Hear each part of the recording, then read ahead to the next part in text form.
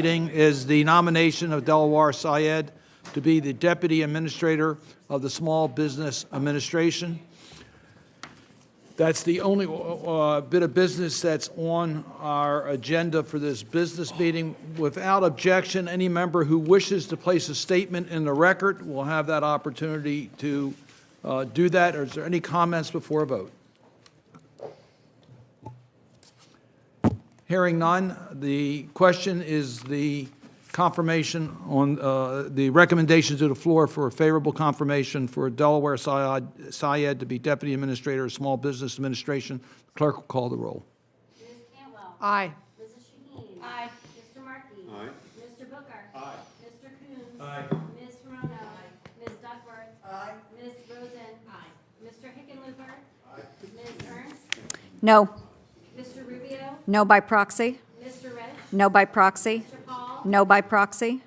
Mr. Scott. No by proxy. Mr. Young. No by proxy. Mr. Kennedy. No by proxy. Hawley. No by proxy. Mr. Budd. No in person. And Mr. Chairman, Aye. by a vote of 10 ayes and 9 nays, the nomination is reported favorably. And I thank the members for their attendance. We will start the public hearing with the administrator at 3 o'clock. So in 5 minutes, that hearing will start. Thank you all. The business meeting, no further business? The business meeting stands adjourned. Thank you.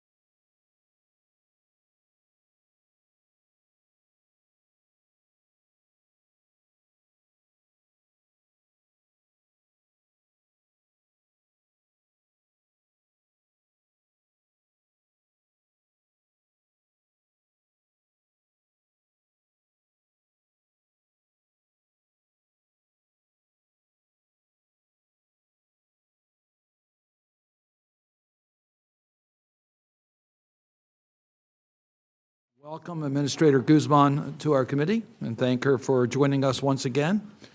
It's hard to believe, but next Monday will mark the 3 years to the date that the CARES Act was signed into law. It was arguably been the hardest time to be a small business owner in modern history of our nation. However, it's so encouraging to sit here today with the sense that we can and will do more to help small business owners. I say we because of the bipartisanship that characterizes this committee, and because it was members of Congress from both sides of the aisle that came together again and again to provide extraordinary relief that saved hundreds of thousands of businesses from disappearing. I don't want to downplay the hardship that the pandemic has caused for small businesses. Survival over the last 3 years has not been easy. And even today, I continue to hear about the challenges that the pandemic left in its wake. Mountainous debt, new expectations from customers about safety and risk prevention, industries and businesses models completely transformed. I also don't want to underplay the severity of the fraud that has come to light in some of these programs. Those who took advantage of relief that was meant for deserving small businesses should be prosecuted to the fullest extent of the law. I will work with the SBA and the Inspector General to ensure that they have the resources necessary to identify those who have viewed our collective response to tragedy as an opportunity to steal from the American taxpayer. We are fortunate, though, to be in a position now when we can not only look back and take stock of how the pandemic changed what is meant to be a small business, but also look forward and take steps to improve the services and support that the federal government and the SBA in particular provide to foster and promote small business development. Today, I feel greatly optimistic for our nation's small businesses and for our committee.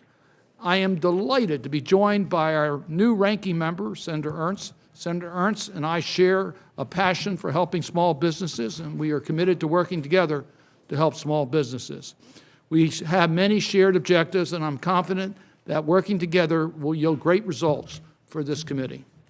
I'm also delighted to be joined by Administrator Guzman, once again to discuss the administration's proposed budget for the Small Business Administration. From reading through the President's budget, it becomes clear how much he and the Administrator Guzman care about the success of small businesses. The administration's budget proposal reflects its commitment to harnessing the power of government to lift up businesses in underserved communities that have historically been denied access to credit and opportunities to contract with the federal government.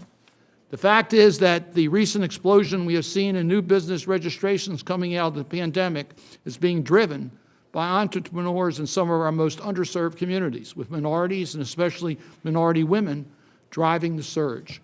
Applications to open new businesses grew by 37% since 2019, and the 5.4 million business applications were filed in 2021, a record high.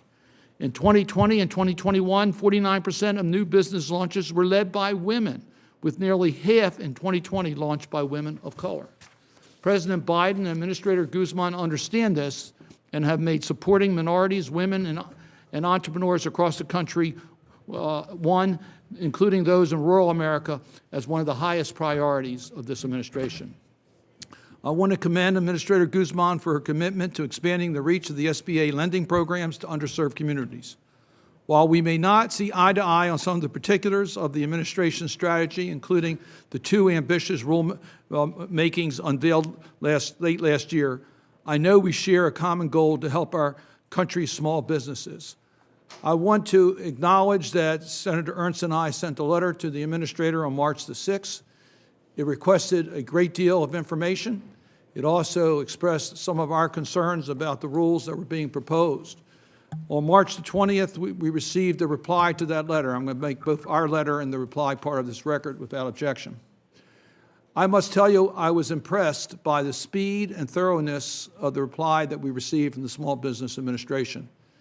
It is clear that you are listening to the comments about the rules that you proposed, and you're willing to make adjustments in those rules in order to deal with the legitimate concerns that have been raised by the different stakeholders. That is very encouraging to all of us. And while we still may have some differences, we do not differ on what the objective of the mission is, and that is to open up more lending opportunities, particularly in traditionally underserved communities. So we thank you for that. I must also stress the importance of ensuring that the SBA is equipped to meet the needs of the historic number of Americans engaged in entrepreneurship. That is why I introduced a comprehensive reauthorization bill this past December that sets out my priorities for the new Congress. I would reauthorize some of SBA's most important successful entrepreneurial development programs, including the Small Business Development Centers, or the SBDC program, programs for veterans, business owners, women's business centers, SCORE, and the remarkably effective State Trade Expansion Program, STEP. I would also make permanent the Community Advantage Loan Program, which has shown great success getting capital to underserved entrepreneurs. Last year, I was so glad to see that the administration extended this program for 2 years and implemented necessary changes, such as increasing the maximum loan size and expanding the number of lenders that participate in the Community Advantage program. Now it's up to Congress to recognize the need to make the program a permanent part of the SBA lending toolkit. And I might acknowledge that the proposed rule, which tries to give predictability to Community Advantage lenders moving forward under the SBLCs, it's not inconsistent for us to make the Community Advantage program permanent. That's our responsibility. I hope we take advantage of that. The reauthorization package also contains 2 initiatives that are personally very important to me. One, the Uplift Act, which would give the SBA the tools and resources to nurture the next generation of entrepreneurs by creating a network of incubators and accelerators on the campuses of our nation's historically black colleges and universities, minority-serving institutions, and community colleges. Second, the New START Act, which would connect just as impacted individuals to entrepreneurial resources, helping to lower the rate of unemployment. I look forward to working with Senator Ernst to advance these priorities so that we can help more underserved entrepreneurs than ever before in Maryland and Iowa and across the country. Administrator Guzman, thank you for joining us today. I look forward to hearing your testimony and engaging in the conversations with this committee. And it's now my pleasure to recognize the distinguished ranking member, Senator Ernst. Thank you very much, Chairman Cardin, and thank you, Administrator Guzman, for being here today. In addition to hearing from the SBA Administrator about the budget request today, the committee also voted on Mr. Dilawar Syed's nomination to be the Deputy Administrator of the agency. A critical commitment I received from Mr. Syed is to prioritize fraud detection and prevention, which is among the greatest obstacles facing the SBA. A primary focus of the agency should be to aid in the recovery of the more than $100 billion in fraudulent and improper loans made through the SBA COVID relief programs. Report after report has been released from the investigative community indicating tremendous levels of fraud, yet the vast majority of stolen funds remain unrecovered.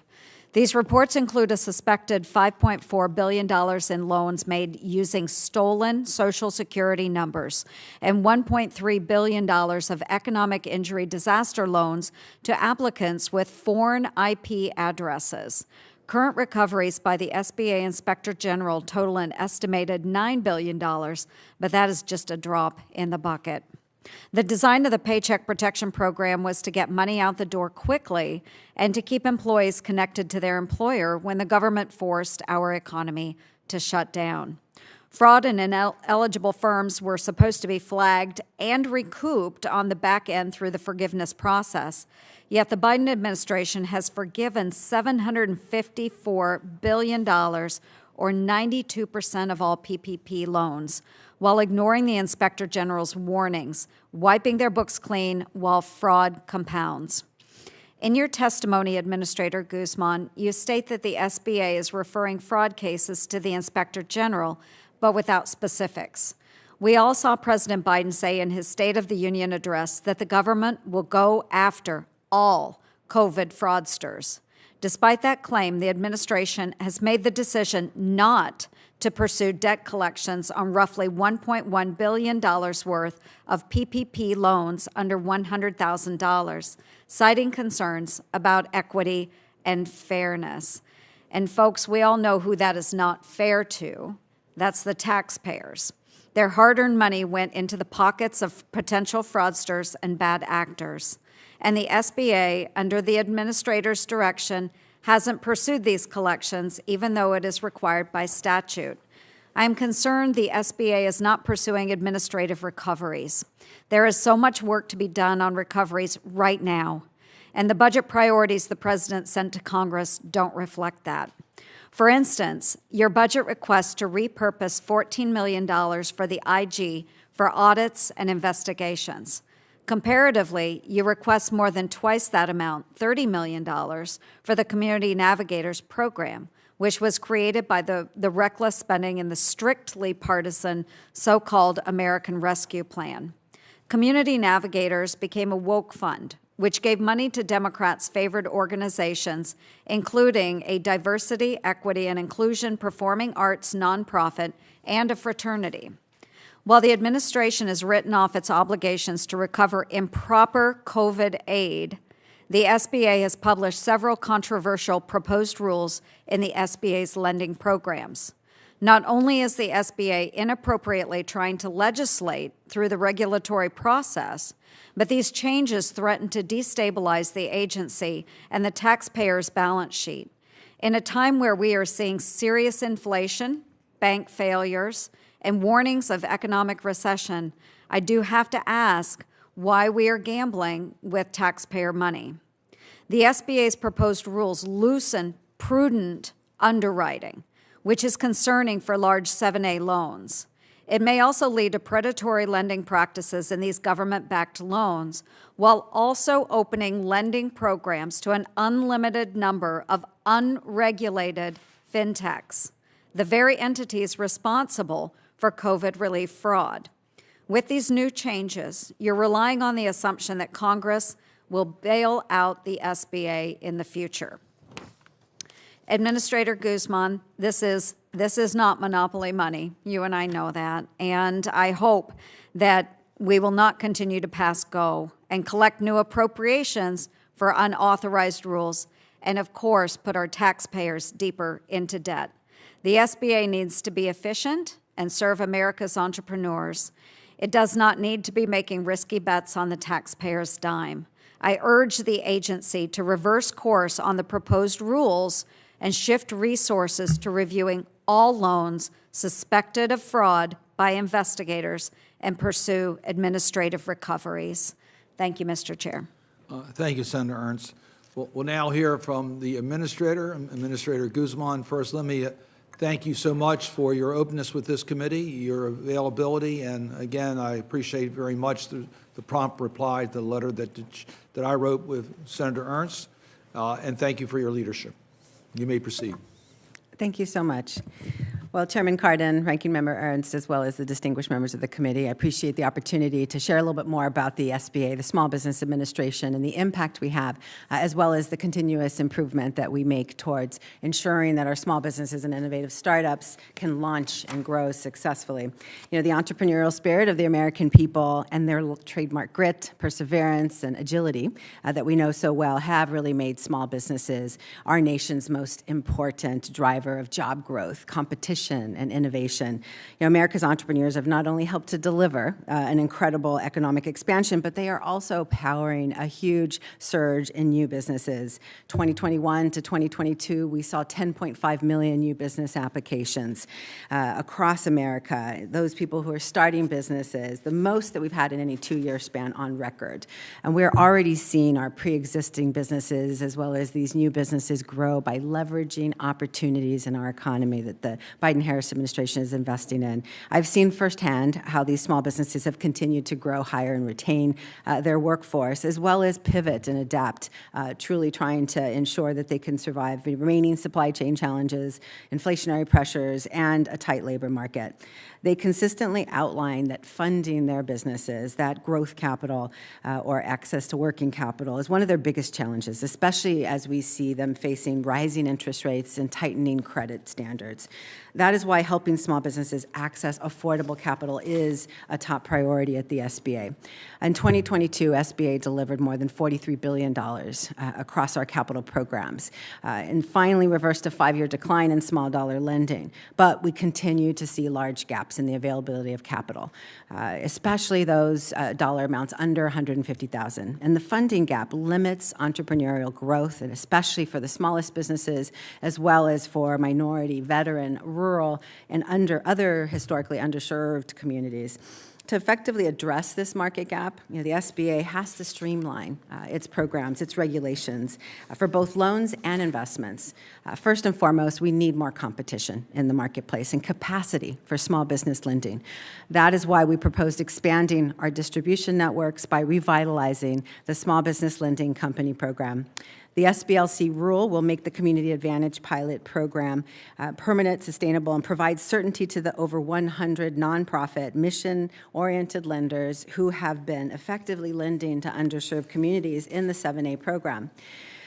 SBA can expand the number of these mission lenders with this rule change, serving the hardest to reach small businesses through a new Community Advantage license. And we'll also lift the cap on regular SBLC licenses, enabling SBA to admit new non-depository lenders aligned with the agency's mission in the 7A program. Second of all, we are modernizing our loan products and meeting our businesses where they are by cutting red tape and complexity in our 7A and 504 programs. Simplicity is critical based on extensive feedback from our lending partners over the past decade. We need to streamline our affiliation rules. Those are the rules that lenders have shared are most burdensome in our regulation.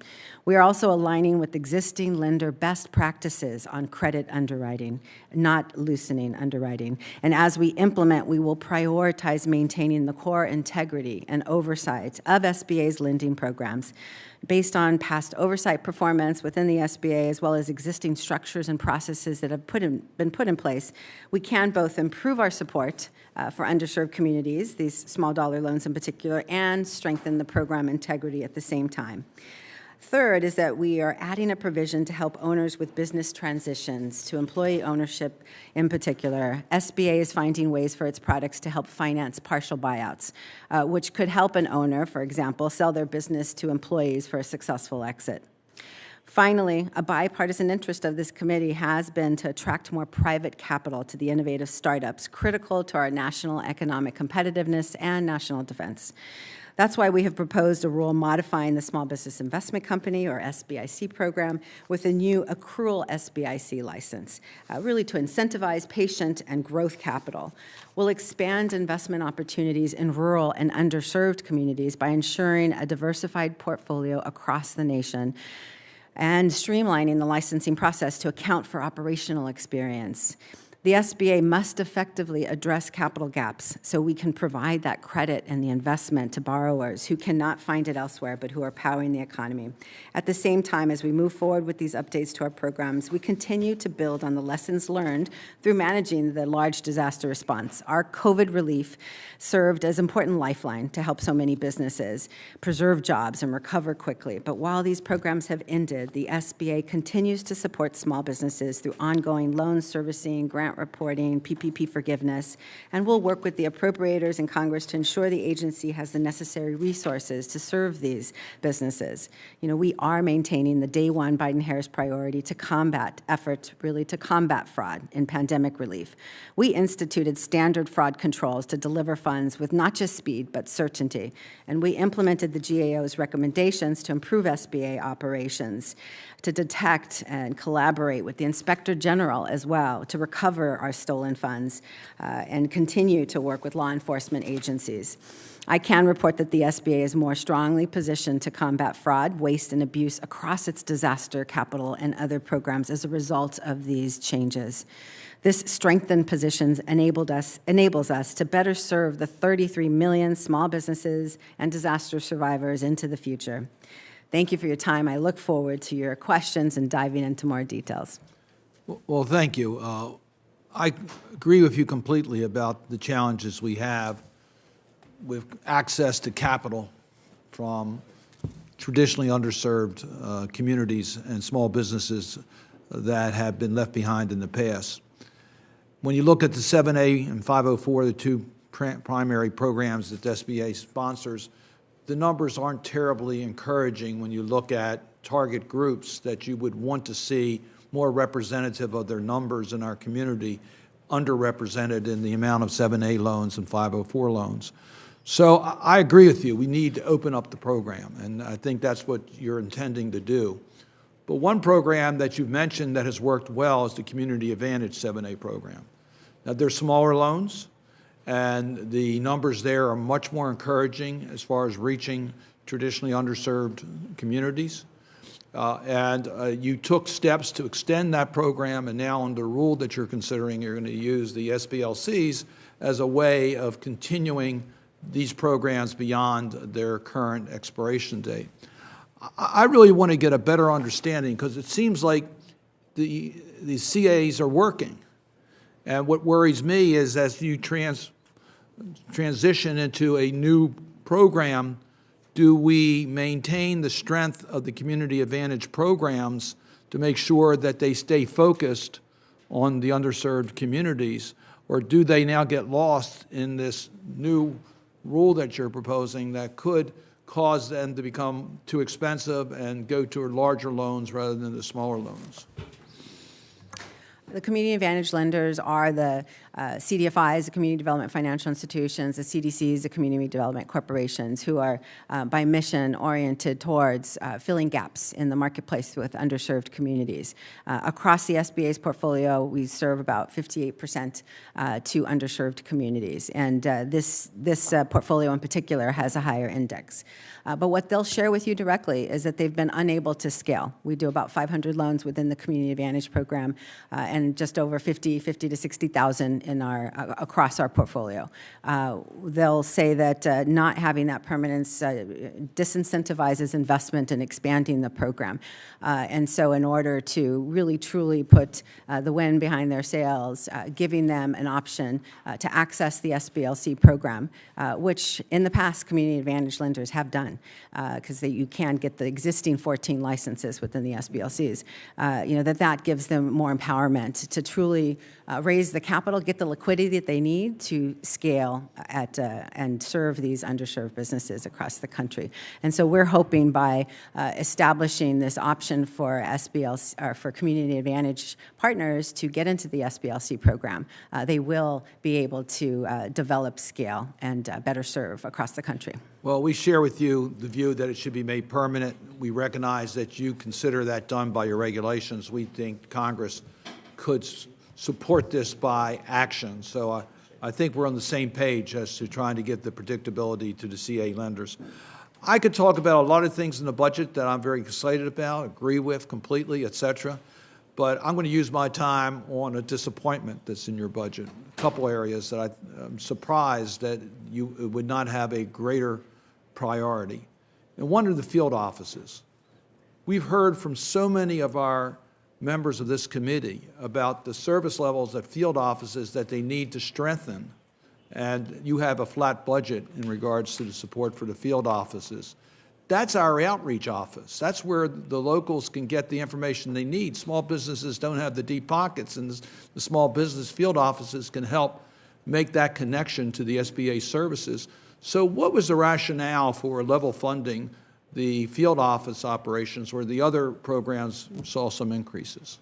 I was proud to see overall our entrepreneurial development programs increase by $14 million in the budget, which speaks to that ecosystem locally that small businesses need across our resource partner networks, obviously. But the field is a big part of that as a gateway, in essence, to federal services. They market our services to about 1 million businesses and stakeholders every year. Obviously, that's a huge impact. When we look at our budget, though, year over year, we've seen, in essence, a decline in our salaries and expenses, our S&E, as the increases do not account for the year after year COLA, the cost of living adjustments that we have to put in. So we've been unable to grow our staff across the field. And so as a result, feeling the consequences across the agency, not within just the field offices, but everywhere where we touch directly to small businesses, for example, through our capital access that has tremendous customer service and works directly with small businesses. So we obviously we want to continue to see our resources expand and be able to better support and reach more businesses every day in the field, as well as across our programs. And so I look forward to continuing to work with you and the appropriators to see if we can continue to support entrepreneurial development through the SBA. And we will work together. I just point out, you'll find from the members of this committee, we have a lot of confidence in our field offices, and we recognize that they are stressed. And with all the new opportunities that have been given through the COVID programs, et cetera, there's even greater need in the field. Senator Ernst? Yes, I'll yield my time to Senator Risch for the time being so he can get back to his other committee. Thank you very much. I appreciate that. I want to make a short statement, then I have a question. I'll have some questions for the record, so thank you so much. First of all, thank you to both of you for holding this important oversight hearing. Access to capital is one of the most significant hurdles facing small businesses as they start and grow, especially in our current economic environment. We all know that. With that said, I'm concerned that new rules put forth by the SBA could jeopardize the 7A program's integrity. Although the SBA believes these rules will increase access to capital in underserved communities, I'm concerned they will do just the opposite. The new rules would allow new unsupervised entities like Fintechs into the program, weakening underwriting requirements, erode affiliation standards, and much more. I have a number of questions about this, and I'll submit that for the record. But I do have one question I'll ask Ms. Guzman now, and that is the SBA is proposing to cut millions in funding for the small business development centers, who are essential to maintaining the strength of small businesses in Idaho and across the country. I wonder if you could explain to us what prompted that, what was crossing your mind when you thought about reducing that funding. It's been so important to us. Thank you so much for the question. Again, I would reiterate that the budget for entrepreneurial development, which is our ecosystem support, did increase overall by $14 million. So we can continue to invest in expanding our programs for veterans, specific support around contracting and capital access, as well as for expanding our network through local navigators. So you're taking the money away from the small business development centers for these other programs? Is that what you're telling us? Overall, we're working to increase and enhance the entrepreneurial ecosystem overall. The SBDCs, we just celebrated SBDC Day, are an important part of that network. They Wasn't much of a celebration when they found out they were getting their budget cut. They reach about 300,000 businesses every year and are, during the pandemic, actually increasingly working in collaboration and partnership across our networks, which is a great thing for our small businesses. We're encouraged by that, and we'll continue to look towards working with the appropriators to ensure appropriate funding. What does better than the SBDCs as far as promoting the small businesses? What you're taking this money and putting it somewhere else. Where is that somewhere else that does better than the SBDCs? Across all of our entrepreneurial development programs. That's not an answer. That's just saying you're taking it out and throwing it to the wind. Specifically, where is that money going instead of the SBDCs? The entrepreneurial development includes our women's business centers, our veterans business outreach centers, as well as our SCORE partners, the SBDCs, of course, specific services around contracting and capital access so that we can get in and provide technical assistance to get contract ready, financial ready. All of it is advisory services, free advisory services to American small businesses, and that's the really key part of what the SBDCs deliver, as well as all of our great grantees across those programs. Well, I'm going to have to look at the rest of the budget. But I got to tell you, I'm deeply disappointed that that cut's been made and the money is being spread somewhere else. And we're going to try to reverse that unless you can show me where those dollars will be doing better than the SBDCs. Thank you, Mr. Chairman. I appreciate that. Senator Rich, I share those concerns. I think the SBDC program, as well as the field offices, play a critical role on outreach to small businesses that don't have the resources to figure these things out. The other entrepreneurial partners are very important, don't get me wrong. By the way, the SCORE program and STEP program were also reduced in the budget, which I have some questions about as well.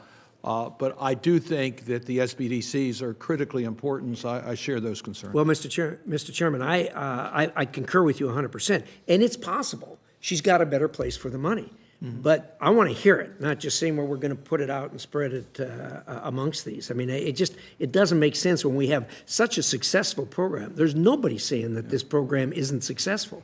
So I really object to taking it away from them and putting it somewhere else. If she can make a case, which she has not here, then maybe I'll go along with it and agree that we should take the money away from the SBDCs and put it to a place where it'll make discussion to continue. Senator Shaheen. Thank you, Mr. Chairman, and Administrator Guzman. Thank you for being here. I'm sure you'll not be surprised to hear that I share the concerns that both the chairman and Senator Risch have expressed, not only about the SBDCs, but about the district offices. The last 3 years have been really critical in New Hampshire for our small businesses, as you know, and many of them have survived through COVID only because of the work of the SBA and our district offices. And as a member of both this committee and the Appropriations Committee, I am concerned about proposals that I think the SBA is working on that would limit staffing and funding to our district offices. It appears that resources are being consolidated in the central office.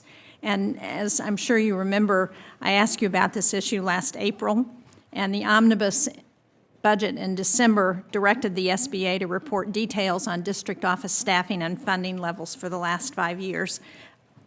Do you expect that we will get that report on district-level staffing in the near future? Yes, Senator, that report is being finalized now, so I expect it by this week, so potentially tomorrow or by the end of the week, for sure. Great. And is there anything that you can share with us today about what our district offices can expect in terms of resources for the next year? Well, again, we will work with the appropriators and hopefully see an increase that reflects a potential for growing our staff. What I will share, and the field often references themselves to the tip of the spear, they are, and provide a critical function. But I want to make sure it's clear that I need to balance the entire priorities of the SBA with the limited resources that we have. The rest of that spear is the products that we deliver, the certifications that businesses count on to do business with the federal government, as well as the capital access programs and the disaster programs. And so all of that is really critical work. The field has been an incredible customer service arm that is on the ground with small businesses, and that's highly valued. But as we look towards trying to go beyond our reach at the SBA, as we did with PPP, go beyond those 1 million marketed to within the field and the 300,000 reached within the SBDCs, or the couple 100,000 with SCORE, et cetera, all those numbers, we want to go beyond. We know that businesses were not connected to the SBA because we saw that in the first 2 weeks of PPP. And so we're trying to evolve and make sure that we're meeting their needs into the future so that it's more inclusive. And I certainly support that. In New Hampshire, however, it is the district office that makes that connection to small businesses. They're not connected to the SBA without that service that's provided by the district office or the SBDCs. And again, I share Senator Risch's concern. Last year, the New Hampshire SBDC advised more than 1,400 clients, up from less than 900 in 2019. And the SBA has requested a 14% cut to SBDC funding for 2024.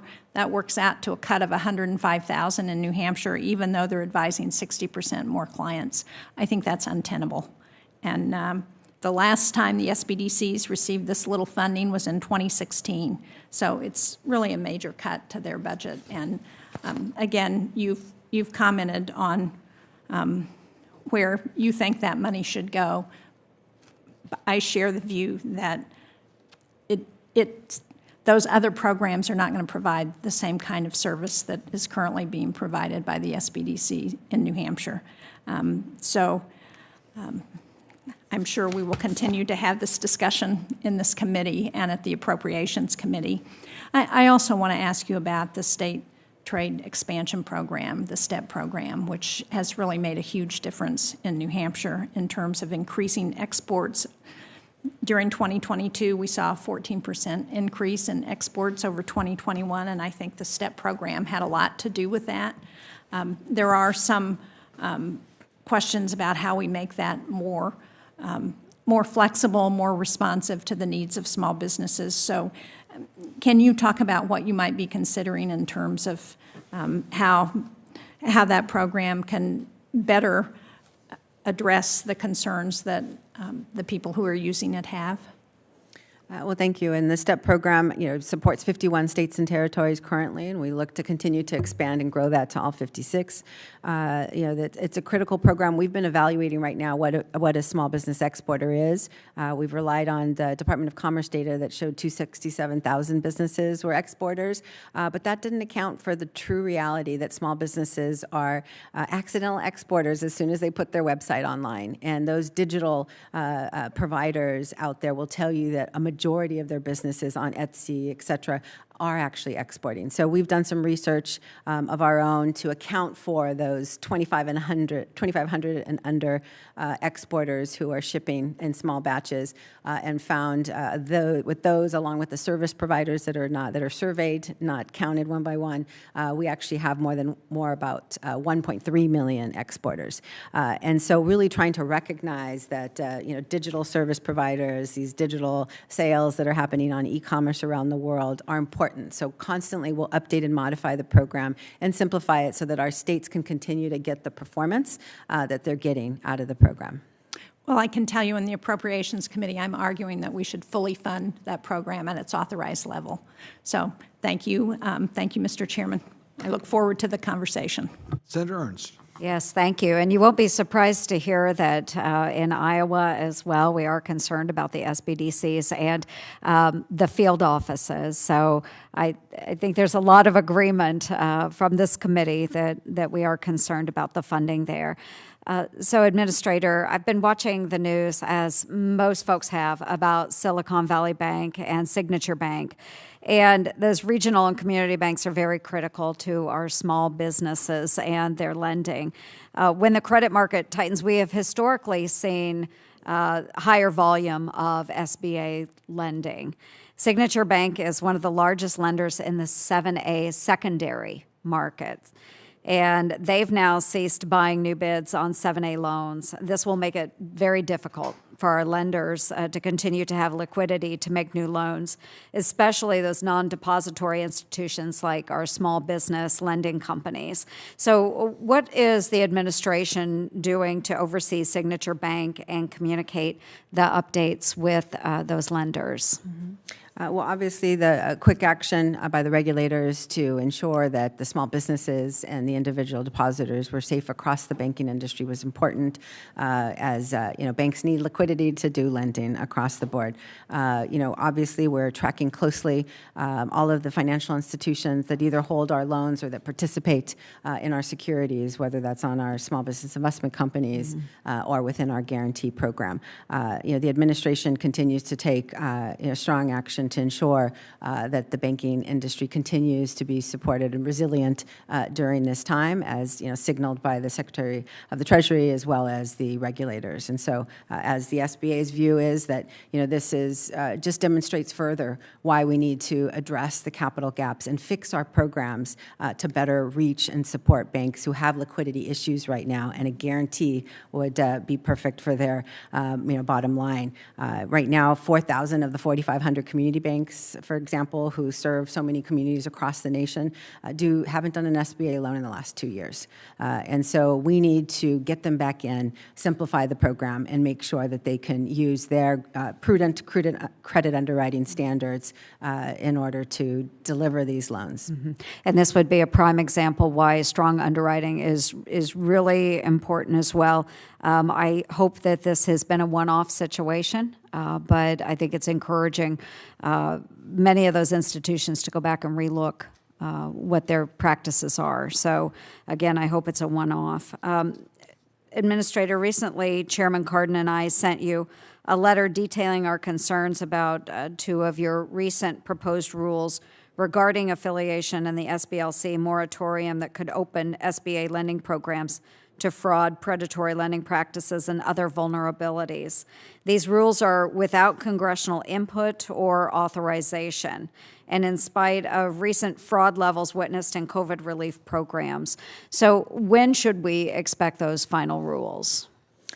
Those are still currently in process. We're accounting for all the public comments that we received over the 60-day period of time. And what I would share with you is that obviously we're taking into account all the recommendations that we've received, not only through public comment but by continuous feedback from this committee, as well as the advocates out there who are supporting as well as opposing. So we are still in process.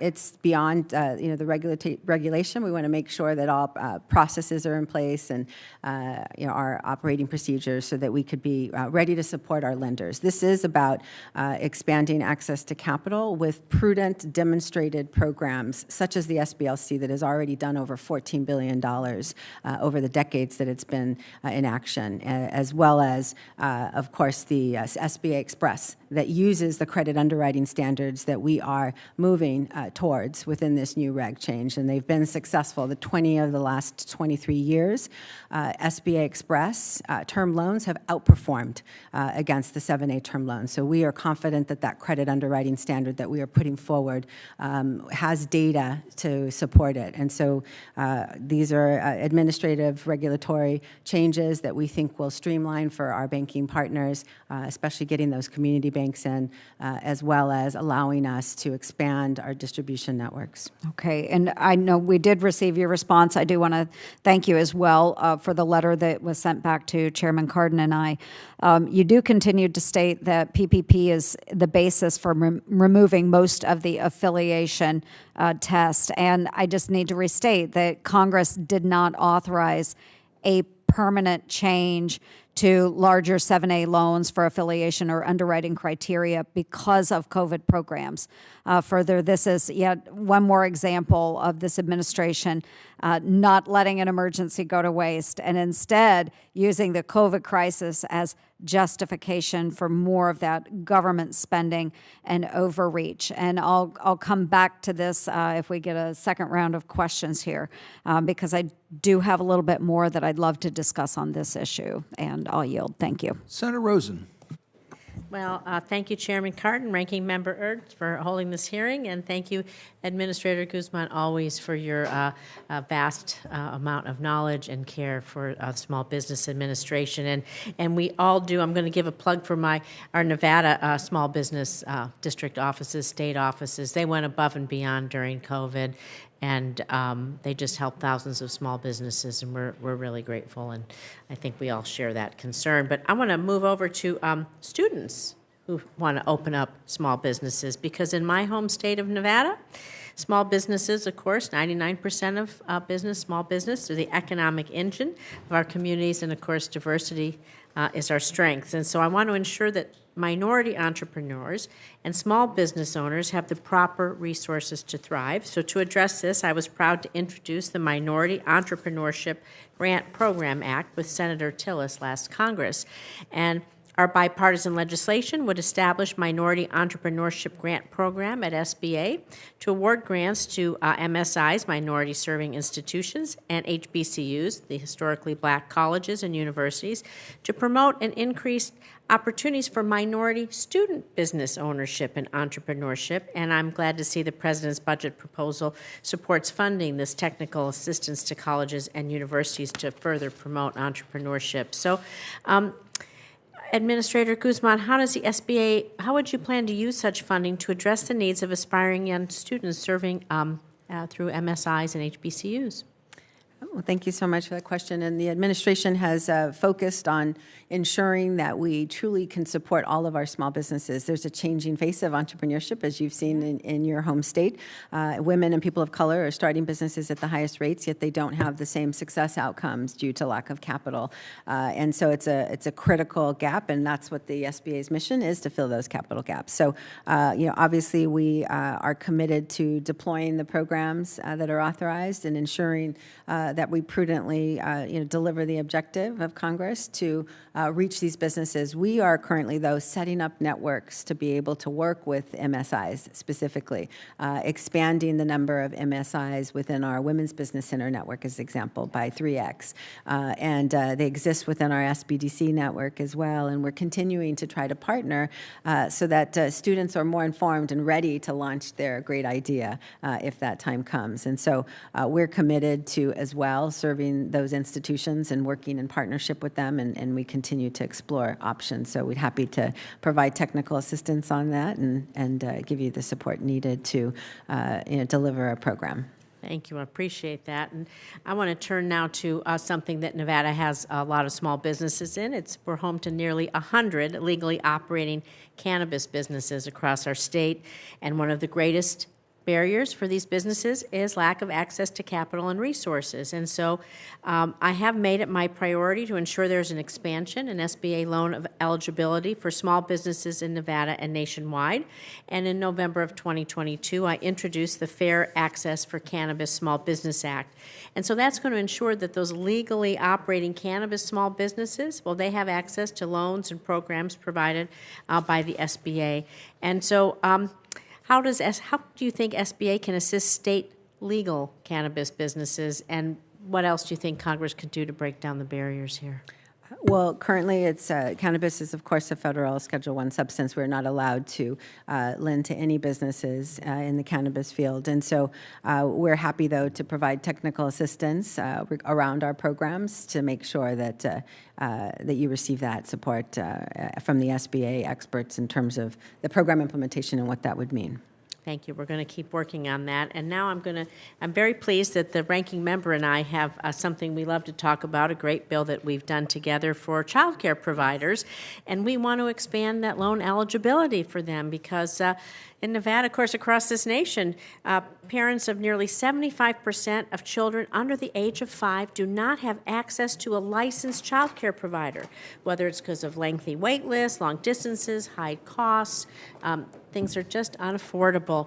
And so in many instances, the annual cost of childcare more expensive than a year of college tuition in my state.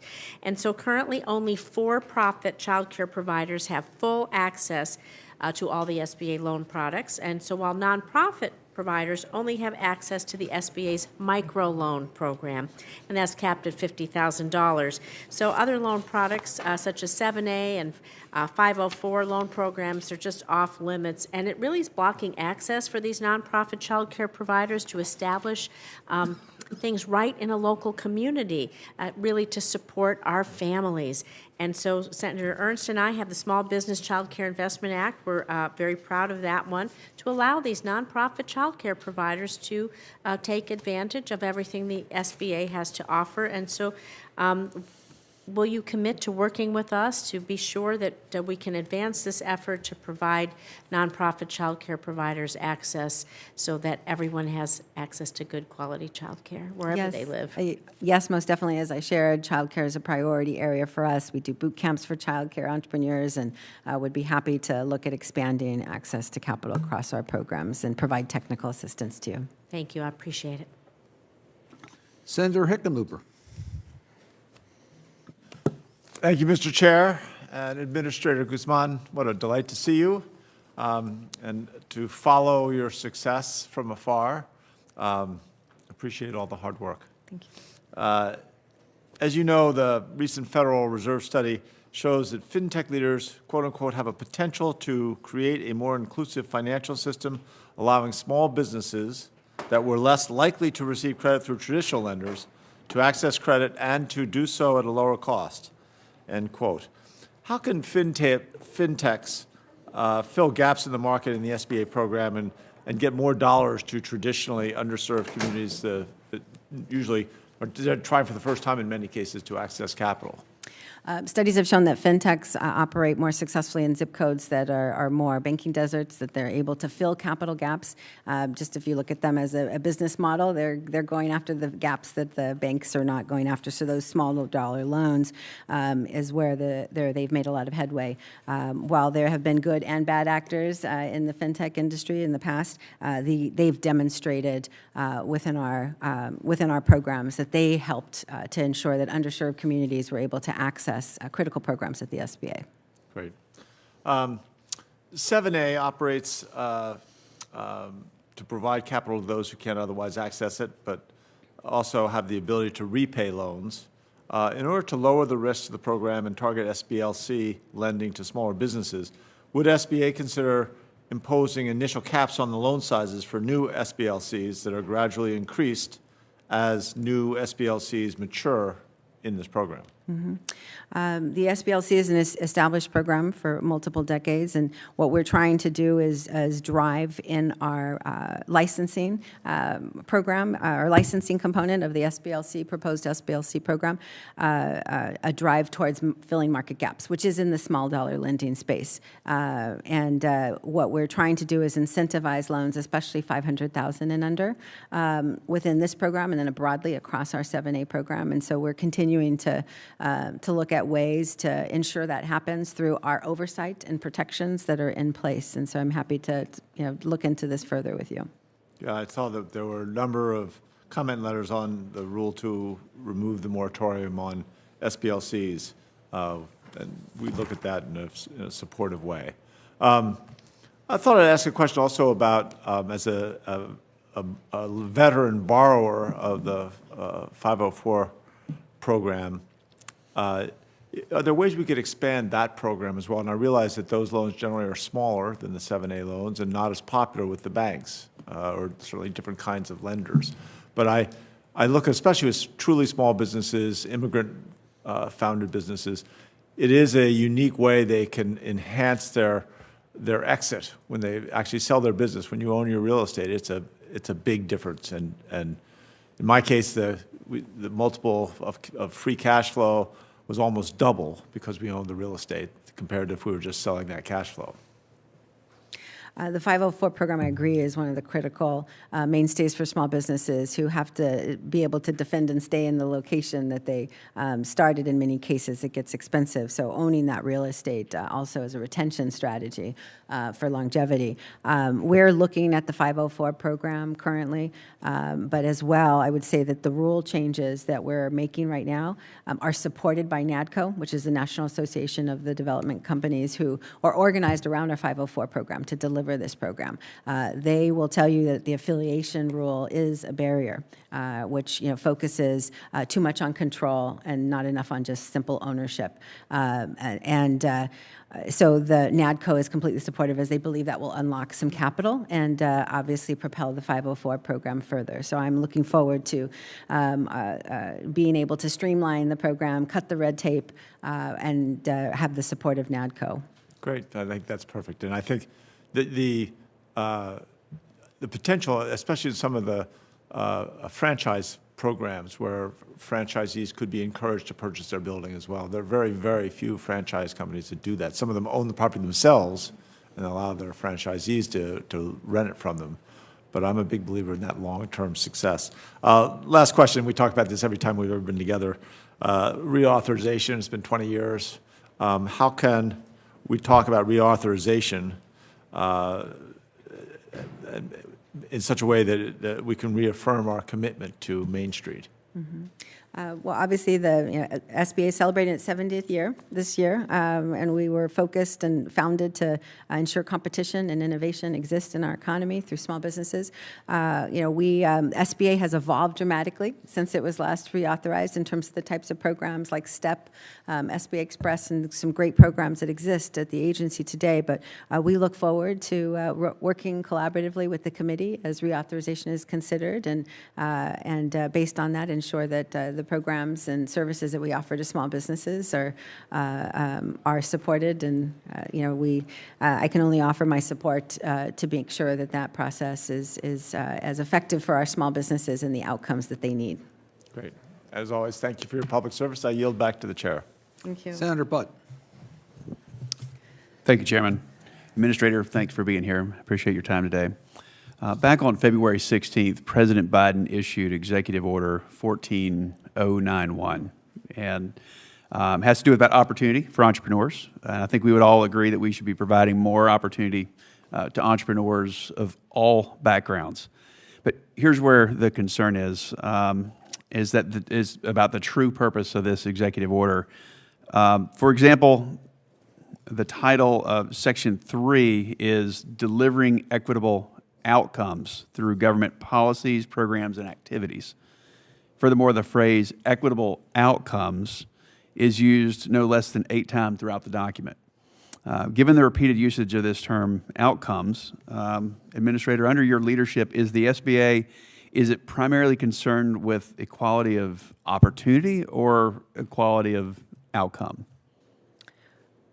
Equality of opportunity. I mean, we see that there's great disparity in the systems and supports for our small businesses across the board in underserved communities. And as we work to fill gaps as the agency and ensure that all small businesses, entrepreneurs with great ideas have the opportunity to grow their business, commercialize it, start it, et cetera, we want to make sure that our programs are accessible to all of our entrepreneurs. I mean, language is powerful. Just why the use repeatedly of outcome versus opportunity? I mean, for decades, EEOC is about opportunity, not outcomes. In any particular, I know it wasn't random. Just seeing if there was a philosophy behind that.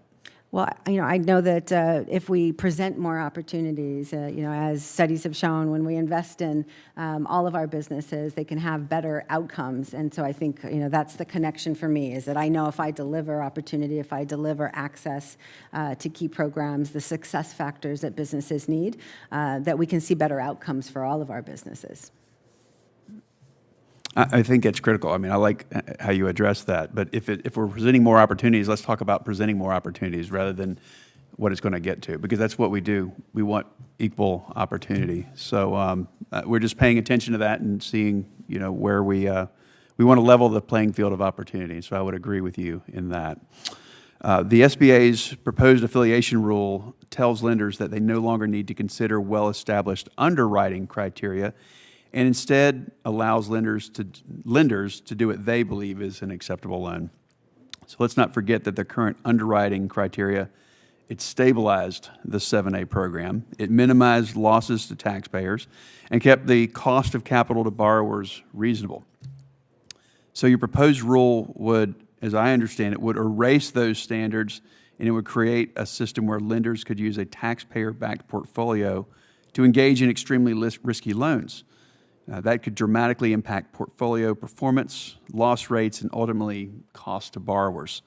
So this is concerning to me, and I think that it should be concerning to the committee. So if you would, do you believe that lenders should consider experience and the strength of a business when making a government-backed loan?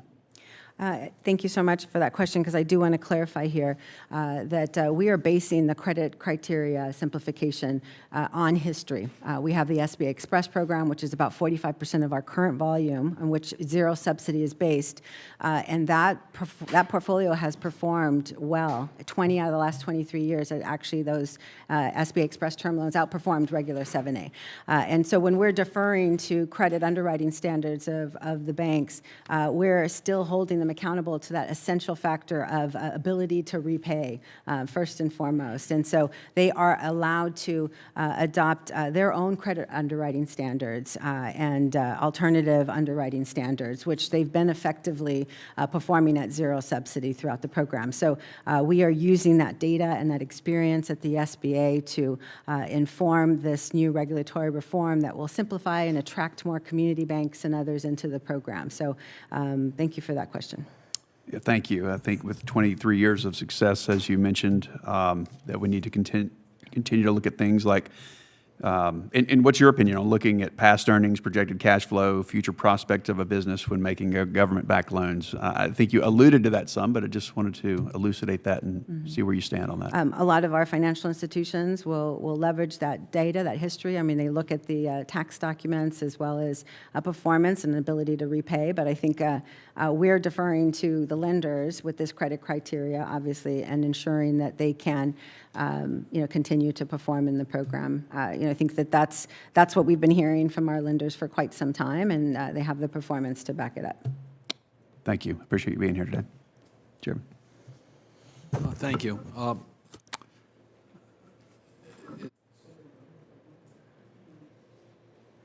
That's all right. Gotcha. Let me ask you, we'll start a second round for those who would like to ask the question. You have also, your budget has flat funding for the Office of Credit Management, which surprises me. All the conversations we've had here about the responsibilities of expanding opportunities for capital for small businesses, it seems to me that puts more responsibility rather than less responsibility on the SBA on credit management. Can you explain? Yeah, the Office of Credit Risk Management is really critical, of course. They're no longer, when some of these programs were initially started using pen and paper, they're able to leverage technology. We have a very strong team of 29 individuals plus 7 contracts with staffing and technology to help us manage our portfolio. We perform quarterly reviews of the portfolio as well as more deep dive risk reviews and improper payment reviews so that we can ensure that we're holding our lenders to a high standard and are able to identify risk and problems in the portfolio early. And so we continue to, support this office, and the office has done thorough analysis to ensure that it is resourced and able to support the expansion of these regulatory reforms through the SBLC. So you have adequate resources to do that with a flat budget? Yes, and we have proposed an additional 30 nonprofit community advantage lenders and an additional 3 non-depository institutions on top of that. And so those numbers were based on an analysis of capacity at our Office of Credit Risk Management. Let me go to a different subject and ask for your help.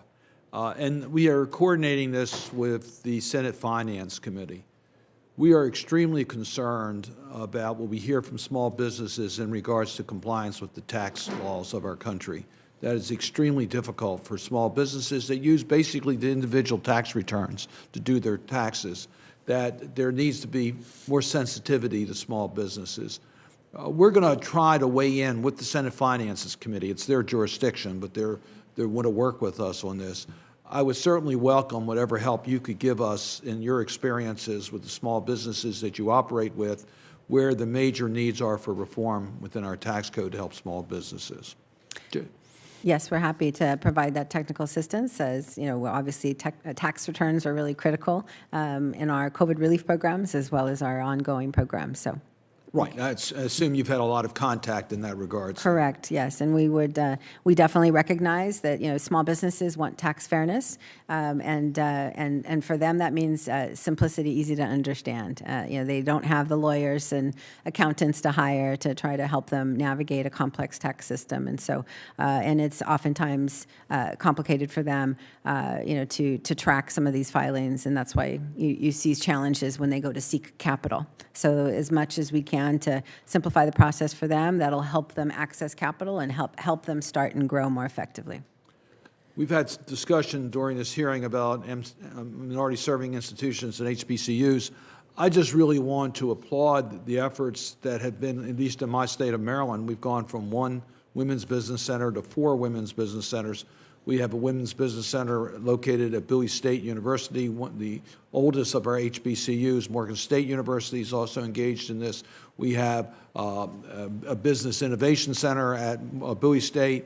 We have really engaged our minority-serving institutions in a way that have expanded tremendous opportunity, and Maryland's been one of the leading states in the nation on the start of minority small businesses. So I just think we need to just learn from those experiences and build on those experiences, because we do reach communities we have not traditionally reached. And I think your administration is doing an excellent job in that regard. I just really wanted to put that on the record. The one area that I would hope we will continue to work on is returning citizens, criminal justice impacted individuals. We still could do a lot more, and I know there's some bipartisan interest in our committee to try to do that, so I welcome your thoughts on how we can expand opportunities for justice-impacted individuals. Thank you for that, and I'd welcome the opportunity to work on that. It's something that the SBA has taken up. We address this directly within the Community Advantage expansion and extension effort that we led last year in ensuring that returning citizens who are entrepreneurial are able to access capital within our programs, and so we would continue to look at how we can better support them through our technical assistance, capital programs, and all of our support networks. In many respects, there are less barriers to entrepreneurship than there is to employment. So it's an area that we really can expand opportunity. Senator Ernst. Yes, thank you, Chairman. And I do want to go back because I think the SBA Express, you've brought that up a few times now, and you said that you have the data to justify the underwriting through SBA Express. So if you do have that data, I would love some follow-up. My staff had sent questions about Express several months ago, and we have not yet received a reply, so perhaps your staff could assist us with that this week. So going back to the proposed lending rules, so you've stated that that the final rule, or will the final rule eliminate our credit analysis, the control and management affiliation test, and character and reputation criteria for the 7A program. I think Senator Budd was asking something similar to this, but will the final rule eliminate those criteria? The final rule on affiliation focuses on affiliation eligibility of control. And so I know that you had mentioned earlier that we've referenced the PPP portfolio as an example of removing affiliation. With the PPP, it was unique in that they removed affiliation related to control, but also impacted the size standard at the SBA as well by allowing location-specific analysis. And so we, for affiliation, obviously, we're committed to making sure that we continue to look at ownership, that our lending partners obviously continue to look at ability to repay, which means that they'll have to have the cash flow, the assets with collateral that are unencumbered for them to be able to support a loan and an ability to access SBA lending in particular. So affiliation eligibility is being removed. As well, we're going to simplify the way that banks access our program by allowing their credit underwriting standards to be deployed. And so, as long as they're able to continue to use their credit underwriting standards. Obviously, we review our lenders on an ongoing basis to make sure that they're held to a high performance standard and not including risky loans into the portfolio. But yes, those are the two key areas around the affiliation rule. And then, of course, the allowing for partial buyouts so that owners can start to exit successfully by selling part of their business only. Sure, and I do want to caution, because I know we do hear from the, if you look at the 504 program, those lenders do support the changes in the underwriting because it does help streamline and provide efficiency in their program, but we don't want to conflate the 504 program with our 7A. And those are completely different programs. They operate differently, and there's different levels of risk to our taxpayers. So I do hope that that's taken into consideration. So then as well, if we can talk a little more about the small business lending companies. So will that final rule put a firm limit on those SBLCs? The rule itself proposed lifting the moratorium. And so we estimated what the capacity at the SBA would be, noting our Office of Credit Risk Management capacity to provide oversight, to review the applications, and ensure continuous oversight for that program. So with the small business licensing companies, there was not a cap imposed. Currently, there are 14 SBLCs in the program operating. They've changed hands about 60 times, and so we have a strong system in place and a process to approve them, but we are looking at capacity. And again, that raises concerns with me because we've had that 40-year moratorium, but as we're looking forward and we're talking about the different types of institutions that will be opening the door for with the new rule, it really leads to an unlimited number of fintechs that could come into the institution. So I just want to raise the red flag there. I really do believe that this needs to have congressional authorization. And with that, Senator Cardin, I'll yield back. Senator Coons. Thank you, Chairman Cardin, Ranking Member Ernst, Administrator. It's great to see you again. Thank you for the opportunity to work together for another Congress and to do more for our small businesses nationwide. I really just had two questions I wanted to ask you about. First, I'd be interested in your overall impression of SCORE. SCORE is a program that was originated in Wilmington, Delaware. And from what I've heard from Delaware businesses, I just did a small business roundtable actually yesterday, has provided fairly high levels of service at very affordable cost. For most, it's free. It's got a remarkable leverage ratio. If I understand right, there's 10,000 volunteer mentors nationwide, supported by a paid staff of about 50. And last year, they helped clients start more than 30,000 businesses and create over 100,000 jobs. The client base is 2/3 women, roughly half minority, 10% veteran, and about 40% of their volunteers are women or minorities. I remember they had some significant problems in an OIG report 4 years ago. My strong impression is that under new leadership, they've addressed that, and there's a steady increase in demand for their services. I put together budgets when I was a county executive. I understand the challenges of striking a balance, but I was surprised to see a proposal to cut their budget by 40%. Is there some problem or issue with their performance maybe I'm not aware of? Or is there a reason that SCORE was in some way focused on for that significant of a cut in the budget proposal? SCORE is one of our critical partners across our entrepreneurial development programs. While we're requesting an additional $14 million across those programs, we recognize that there are gaps in service out there, and we're trying to work with limited resources and fulfill the needs, try to reverse some of the trends that we saw early on in the pandemic to ensure that more businesses are able to access and learn about the SBA. And so, in terms of balancing our entrepreneurial development priorities, we are trying to do more for veterans, more around capital access, more around government contracting to get firms contract ready, as well as more around navigators to connect those underserved businesses to our incredible network resource partners, as well as our programs at the SBA. So it's more about working within our limited resources to expand our reach across the board. If I hear you right, there's no problem or issue with SCORE whatsoever. Valued member of the whole team, just had to make a choice between if we're going to put more in here or here, we got to take something out of here. That's correct. We're just trying to balance an ecosystem within limited resources. Well, in my view, it has a strong record of cost effectiveness, and I'm likely to work to sustain its funding and to figure out some way on a bipartisan basis that we can provide additional resources along the lines that you've also requested. So we'll have a number of conversations about it. I think it's a great program, and I'm hoping we can see it reauthorized in this Congress. One other question. This is just a specific individual question from a bank president from Southern Delaware Community Bank. His name's Jack Riddle, and they handle a fair number of SBA loans. And he reached out to me in writing and said, is there any reason that a smaller or community bank cannot be an SBA preferred lender?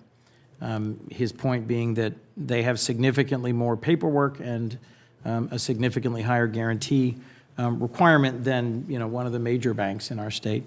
And he had asked if we'd ever discussed or considered a pilot program that might allow a community bank with proper guardrails for a small amount, say a loan of under $500,000, to be able to show that they're capable of being an SBA preferred lender. Did the question make sense? I believe so, yes. And, I'm definitely welcome the opportunity to work directly with this lender as well as other lenders in Delaware and across the nation, because we're looking to expand those, especially community banks, to leverage our guarantee and get capital into those small businesses. So, I don't know the specifics of the case, so I'm sorry I can't comment further on it, but I would welcome the opportunity to try to ensure that they can participate at scale with the SBA.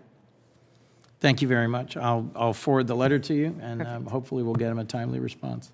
I appreciate your service. Thank you. And I appreciate, Mr. Chairman, Ranking Member, that we had a productive business meeting and hearing today. Thank you, Senator Coons. Senator Ernst, anything further? No, Mr. Chair. Thank you. Thank you, Administrator. Thank you. Administrator Guzman, again, thank you for your being here today, but more importantly, thank you for your leadership and your willingness to engage this committee, members of the Senate, as well as stakeholders on making these important decisions. The record of our committee will remain open for 2 weeks for questions for the record. We would ask Administrator Guzman you respond promptly to those questions. And there being no further business, the committee stands adjourned. Thank you.